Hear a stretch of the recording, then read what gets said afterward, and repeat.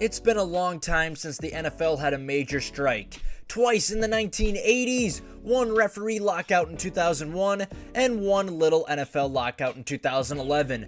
But the last major one was in 1987, where the NFL players held a strike because of stingy NFL owners for about a month. And then in 1982, the big NFL strike season was, no shocker here, caused by owners. They had a 55% share of the profits of all NFL profit, which gave them huge leverage over players. Which brings us to today with the Jonathan Taylor situation with Jim Irsay, and just in general with running backs and their pay. Toss to White. He's in! Patriots win the Super Bowl! When I think about the biggest problem in the NFL right now, I'm thinking about running backs getting paid pennies compared to positions like quarterback, receiver, corner, or really any other position on the field, including kicker. Running backs are starting to get furious about this, and in turn, they're coming up with protests. They're holding Zoom calls to talk about what to do.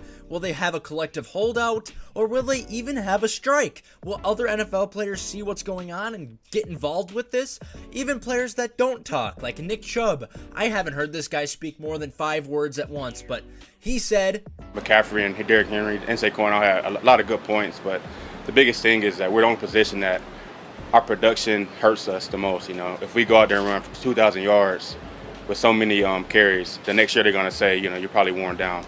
That's the biggest thing that I took from it. It's just, it's tough. You know, it hurts us just to go out there and do good. It hurts us at the end of the day. Now, those are some pretty powerful words coming from a guy who doesn't talk. Josh Jacobs, another running back that NFL owners are refusing to pay. He's holding out from the Raiders and expect more running backs to do so. A guy who I'm kind of disappointed in with Saquon Barkley. He was making a huge deal about his contract, but then he goes and signs a 1-year, $10.1 million contract extension with the New York Giants. I thought that he would sign for a little bit more than that. I think Saquon is worth a lot compared to what he does to that offense. He just converted his normal contract he already had. He was already getting paid $10 million a year. Now he gets a signing bonus, so he gets some money right away. Hopefully, he makes a statement this year and makes the Giants pay for a new contract. I think running backs should be worth at least $15 million a year if you're the number one target in your offense. Jonathan Taylor has clearly seen this, and after his meeting with the owner Jim Irsay about how much he's worth and if they're going to extend him or not, it went terrible, to say the least. Jim Irsay doesn't want to extend him, and in turn, he's requesting a trade. If NFL owners aren't willing to pay a running back, especially one of JT's tier, $15 or $16 million, what's the point of even having him play for your team? If you're not going to value your running back, why should they play for you at all? But I think this is going to strike a nerve with other players, and seeing how selfish an owner can be like Jim Irsay. He's going to put, possibly, Jonathan Taylor on a PUP list, or non-football injuries list, the NFI list, because of a quote-unquote back injury that Jonathan Taylor has come out and says, there's nothing wrong with my back.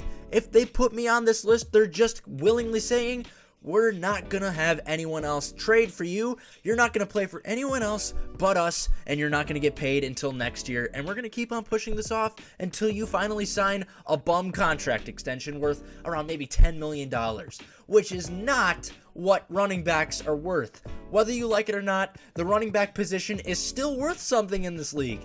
I don't care what you say, this is not a passing league. If you don't have a running back, you can't win football games. Ask the Bills. They lose every year because they can't close out football games because they don't have a good running back. Jonathan Taylor is worth $15 or $16 million.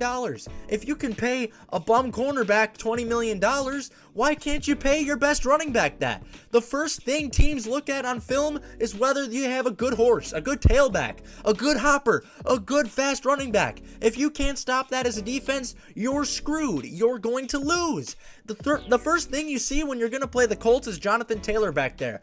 You gotta stop Jonathan Taylor. If that's not worth $15 or $16 million, maybe running backs do need to go on a strike. Maybe NFL players in general need to go on a strike and stand up for their brothers. Don't you guys want these guys to get paid? Quarterbacks are getting paid $10 million more each year. They're getting paid $50 million as this video has been uploaded, but they could very well be making $60 million next year or $70 million in 10 years. It's kind of crazy crazy how they can go up that much in value, but running backs can stay at an even 10 million to 12 million.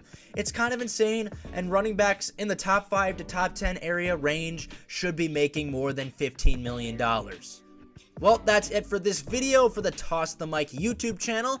Please make sure to check out our podcast on Spotify. It's pretty good. We just dropped one earlier on Wednesday, and another one will be dropping this Thursday. Stay tuned for it.